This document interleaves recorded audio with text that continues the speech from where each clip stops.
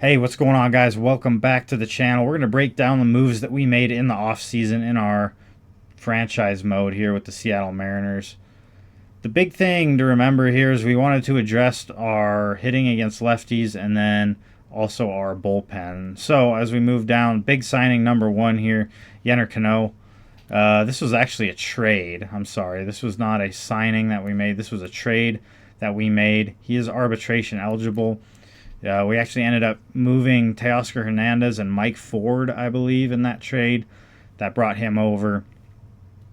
Cuban-born, 6'4", 245, big old boy. He's a sinker slider guy, throws real hard. Doesn't have a lot of control, but he's going to be a setup guy.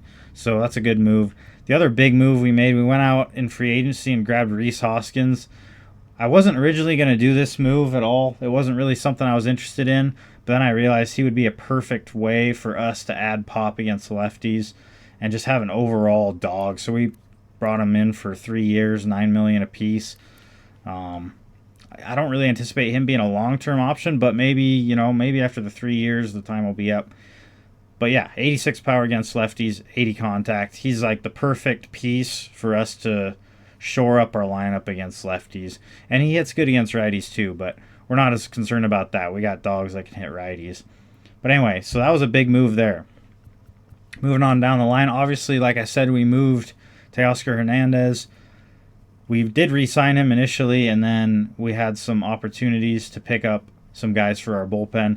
Michael A. Taylor was a guy that we brought on for 1 year. He's 33. He's on the older side, but I still think he can be productive. He hasn't played well, though, the last few seasons. The defense plays, though, obviously. Great defender. A little bit of pop against both. A little bit of pop and a little bit of speed. So, overall, throw him out in right field. We'll see what happens. Blake Trinan, 35-year-old reliever. 82 overall, brought him in to help shore up the bullpen as well. Guy with some experience. Guy who throws hard. Just nasty. When you look at it, a sinker, slider, cutter guy. Absolutely electric arm. He'll just be a nice piece to have just to use in high leverage situations and whatnot. This was another signing, Matt Moore. We signed him as well as Blake Trinan. So we did spend some money this offseason. Both these guys are older. So these were kind of risky moves for us, but we're kind of in a win-now situation.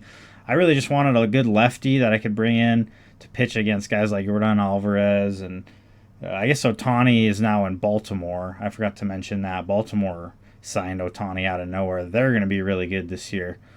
They were good last year, so that's going to be interesting. But yeah, we've got Matt Moore now. So those were kind of the main signings. I don't think there was anything else. Yeah, Ken Giles was one. I just brought him in case we need him. But other than that, those were kind of the signings that we made and the moves we made in this offseason. I think we've turned this team into a really, really good club. I think we got a chance to beat out Texas for the division win. Even if we do get injuries, there's a good chance that we still, we have enough depth to kind of weather the storm. So I'm excited. This will be good. So basically what we'll be doing now, we'll play some spring training games. I'll just play, 5 or so, just to get a feel for the ball club and see how I feel about some guys. And then we'll be into the 2024 regular season. So that's exciting. I think we got a good shot at the World Series this year. I really do think that.